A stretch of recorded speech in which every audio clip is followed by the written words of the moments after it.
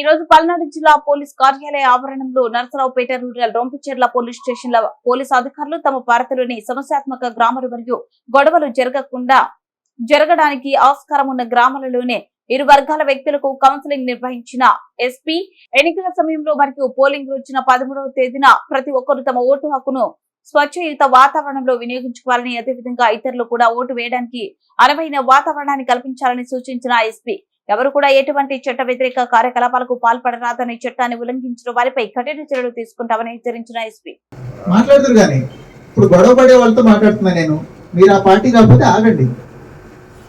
So అందరూ జాగ్రత్తగా ఉంటారు కదా. ఏం మీ ఇన్స్పెక్టర్లు ఎక్కడ ఉన్నారు? ఎవరైనా వీళ్ళలో ప్రాబ్లమాటిక్ ఉంటారు, మళ్ళీ గొడవ చేస్తుంటారు కదా. ఈ మాటకి అందరూ బైండ్ ఓవర్ అయి ఉన్నారు కదా. అనవసరంగా డబ్బులు కూడా నష్టం.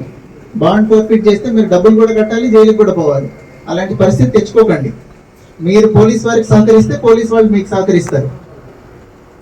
ఆ రోజున ఏ రకమైన పబ్లిక్ ఆర్డర్ పీస్ డిస్టర్బ్ చేసే యాక్టివిటీ చేయకూడదు. ఆ రోజు కాదు, ఈ 3-4 రోజులు కూడా ఎక్కడైనా జనం గుంపుగా ఉంటే దానికి దూరంగా ఉండండి మీరు.